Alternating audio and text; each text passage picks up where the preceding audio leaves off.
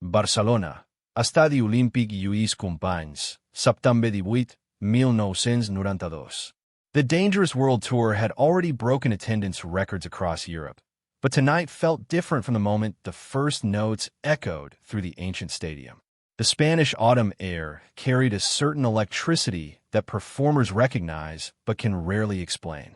50,000 people had filled every available space in a massive venue, their anticipation creating a tangible force that seemed to compress the very air around them. Michael had performed for larger crowds before, but something about this particular audience, their energy, their collective heartbeat, had caught his attention from the first moment he emerged from beneath the stage in a cloud of silver smoke. Now, 3 hours into a performance that had already left both the audience and performers drenched in sweat and emotion, Michael stood alone at center stage, the final notes of Heal the World still resonating through the massive speakers flanking the elaborate stage. The lighting director, following the carefully choreographed program, had reduced the stage illumination to a single gold spotlight that isolated Michael's slender figure against the darkness. He stood motionless for a moment, his black and gold military-style jacket glistening with countless sequins that caught and fractured the light with each breath he took. The crowd's thunderous applause gradually subsided into an expectant hush, that magical moment of connection when 50,000 people and one artist breathe in perfect synchronicity. Michael lifted his microphone, perhaps to thank the audience as he typically did before the encore, when something unprecedented occurred. A small group near the front began singing, not screaming or chanting his name as crowds often did, but actually singing the opening lines of We Are the World, the charity anthem he had co-written years earlier. Their voices were tentative at first, almost hesitant, but pure in their sincerity. The sound technicians, momentarily confused by this unplanned audio, glanced at each other across the massive mixing board. Michael himself froze mid-gesture, the microphone halfway to his lips, his eyes widening with recognition as he realized what was happening. Within seconds, the singing spread like a wave through the crowd, from dozens to hundreds to thousands, until the entire stadium resonated with a chorus of 50,000 voices singing in unison. The production team, watching from their position behind the massive sound and lighting rigs, stood in stunned silence. This wasn't in the meticulously planned show flow that Michael insisted upon for every performance. This was something organic, uncontrolled, and utterly authentic. The expression that crossed Michael's face in that moment would be described differently by various witnesses, but all agreed on one thing. It was a glimpse of the man behind the carefully constructed persona of the king of pop. His practiced stage presence seemed to dissolve as he took a small step backward, visibly affected by the wall of sound directed toward him. For an artist known for his absolute control over every aspect of his performances, this unplanned moment had caught him completely unguarded. A camera operator, operating on instinct rather than instruction, zoomed in on Michael's face, and the image was projected onto the massive screens flanking the stage. His eyes glistening with sudden emotion, his lips slightly parted in an expression of genuine surprise. The audience, seeing this rare moment of vulnerability magnified on the screens, responded by singing with even greater fervor, their voices rising and falling in perfect harmony despite their different nationalities and native languages. Stadium security staff, initially tense at this deviation from the planned program, gradually relaxed as they realized they were witnessing something extraordinary rather than problematic. What happened next would be recounted in Spanish newspapers the following day and would circulate among fans for years to come. Michael slowly removed the single rhinestone-studded glove that had become his trademark, that iconic symbol that separated the performer from the person, and pressed his bare hand against his heart. The gesture was simple yet profoundly intimate, a wordless acknowledgement of what was transpiring between himself and the audience. Those closest to the stage would later describe how they could see tears glistening on his cheeks, catching the spotlight as they traced silent paths down his face. For an artist who had lived most of his life under the relentless scrutiny of the public eye, who had learned from childhood to maintain a careful distance between his public and private selves, this unguarded display of emotion was remarkable. The singing continued, ebbing and flowing like a tide of human connection, as Michael stood motionless, absorbing every note as though it were nourishment for a hunger he rarely acknowledged.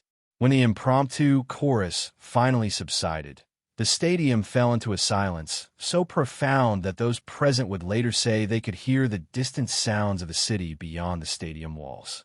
For several long seconds, no one moved. Not the dancers poised at the edges of the stage for the planned encore, not the band members watching from their positions, not the audience still recovering from their collective expression of adoration. Michael remained still, his unloved hand still pressed to his heart, his eyes closed as though preserving the moment in his memory. When he finally spoke, his voice was barely above a whisper, yet the sound engineers, anticipating his need, had adjusted his microphone so that his words carried clearly to every corner of the massive venue. "In all my years of performing," he said, his voice carrying a tremor that he made no attempt to disguise, "I have never felt more seen, more heard, or more understood than I do at this moment." The simplicity and raw honesty of his statement triggered a response from the crowd. Not the usual screaming adulation, but a deep, resonant applause that seemed to come from a place of genuine human connection rather than celebrity worship. The tour director would later reveal in an interview that Michael had been struggling with the isolation of fame during this European leg of the tour. The constant scrutiny, the inability to experience ordinary human interactions, and the pressure to maintain his status as the biggest entertainment figure in the world had been wearing on him heavily. This unexpected moment of genuine connection had pierced through the protective layers he had built around himself over decades in the spotlight. As he stood there on the Barcelona stage, several of his longtime band members noticed something they hadn't seen in years. A brief but unmistakable glimpse of the unguarded, unself-conscious Michael they had known before global fame had necessitated the construction of so many protective barriers. For a few precious minutes, the distance between the icon and the human being had dissolved in the face of this spontaneous expression of love and appreciation. If this story moves you, don't forget to like this video and subscribe to the channel for more rare glimpses into the moments that reveal the person behind the carefully crafted image of Michael Jackson, one of the most misunderstood artists of our time.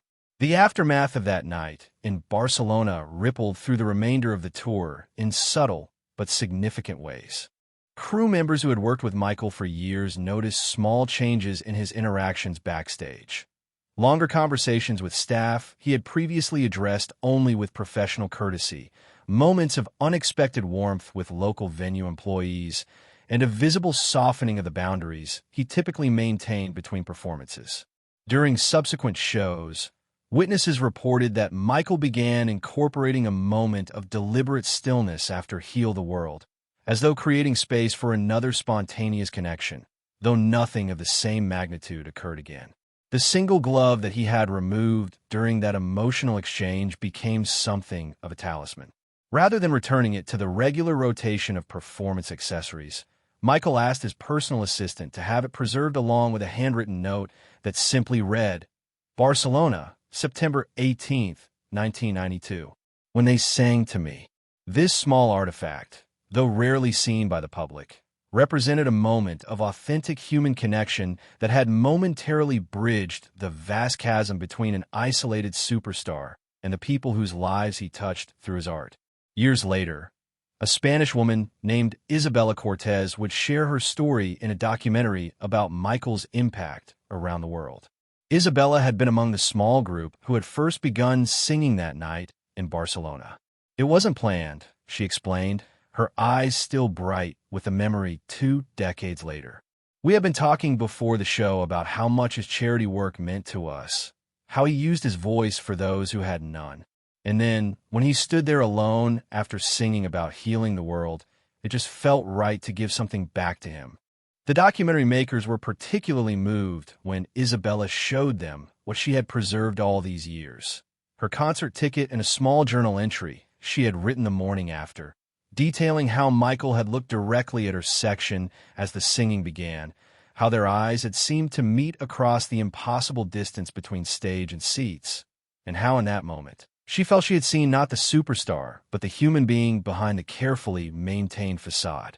Venue staff who had worked that night would later recall finding discarded handwritten lyric sheets throughout the stadium during cleanup. Evidence that many fans had come prepared, hoping for some opportunity to participate in a moment of connection with an artist who had touched their lives so deeply. Several music journalists who covered the Dangerous tour would later cite the Barcelona concert as a turning point in how they perceived Michael. Beyond the record-breaking sales and revolutionary videos, beyond the tabloid obsessions and relentless speculation about his personal life, here was documented evidence of the profound and genuine impact he had on people's lives, not just as an entertainer, but as a human being whose messages of unity and healing resonated across cultural and linguistic boundaries. In the difficult years that followed, as Michael faced increasing media scrutiny and personal challenges, his close friends would sometimes remind him of that night in Barcelona, not as a nostalgic remembrance of past glories, but as tangible proof of the real connection that existed between him and the people whose lives he had touched through his music and humanitarian efforts. The Barcelona concert became something of a touchstone within his inner circle, a shorthand reference for the authentic love that existed beyond the distortions of fame and media narratives. His longtime friend and choreographer, who had witnessed the moment from the wings of the stage, would later write that he had never seen Michael as emotionally unguarded as he was when those 50,000 voices rose to embrace him. For those few minutes, he wrote, the walls came down, the performance ended, and something real happened, something that couldn't be choreographed or rehearsed or planned. And I think he needed that more than anyone realized. As Michael's public image became increasingly complicated by controversies and legal battles in the years that followed, those who had been present at the Olympic Stadium that September night held on to the memory of what they had witnessed, a moment of genuine connection that cut through the artificial barriers between an artist and those who loved him. Bootleg recordings captured the audio of the crowd singing, but couldn't convey the visual impact of Michael's reaction, the way his carefully constructed persona had momentarily dissolved in the face of such an unexpected outpouring of affection. Those recordings became treasured possessions among collectors, not for their technical quality, but for the emotional authenticity they preserved. One such recording eventually found its way to a children's hospital in Rio de Janeiro, where Michael was making one of his unpublicized visits in the late 1990s. A doctor who had been at the Barcelona concert played it for him, watching as Michael closed his eyes to listen, a faint smile playing across his face as the sound transported him back to that moment of pure connection. In a rare interview given years later, when asked about his most meaningful experiences throughout his career, Michael mentioned several groundbreaking performances and professional achievements, but then paused, as though deciding whether to share something more personal. There was this night in Barcelona, he finally said softly, when I was reminded why music matters. He didn't elaborate further, but those who knew the story understood the significance of its inclusion among his career highlights. For an artist who had performed at the Super Bowl, who had pioneered the music video as an art form, who had redefined the very concept of the global superstar, to still be moved by the memory of those spontaneous voices rising in the Spanish night spoke volumes about what truly mattered to the man behind the carefully crafted image. After Michael's passing in 2009, fans gathered at the Olympic Stadium in Barcelona to pay tribute, many bringing handwritten lyrics, recreating in some small measure the magic of that night 17 years earlier. Local news covered the gathering, interviewing middle-aged men and women who had been young fans in 1992 and had now brought their children to understand why this particular location held such significance in their memory of an artist who had touched their lives so profoundly. Stadium officials, recognizing the historical significance of the gathering, opened the gates without charge, allowing people to stand on the same ground where that remarkable exchange between artist and audience had taken place. As twilight fell over Barcelona, they sang once more, their voices echoing in the space where, years earlier, A singular moment of human connection had briefly lifted the veil between a deeply private man and the public that both adored and misunderstood him. Don't forget to subscribe to our channel and hit the notification bell so you never miss these intimate glimpses into the moments that defined not just Michael Jackson the icon, but Michael Jackson the human being. Your likes and comments help us continue to share these stories that show the human side of a legend. The rhinestone-studded glove that Michael had pressed to his heart that night in Barcelona is now displayed occasionally at special exhibitions honoring his humanitarian legacy. Museum curators note that visitors often linger longer at this simple artifact than at more spectacular costumes or awards, sensing perhaps that it represents something more authentic than the obvious symbols of his unprecedented fame. The glove, with its thousands of tiny crystals catching the light, just as they did under that single spotlight in Barcelona, serves as a tangible reminder of a night when 50,000 voices reached across the divide of celebrity to touch the heart of the man behind the legend. And somewhere in Spain, Isabella still keeps her concert ticket and journal entry, a personal memento from the night when she helped create a moment of genuine human connection with an artist who spent most of his life being seen but rarely truly witnessed.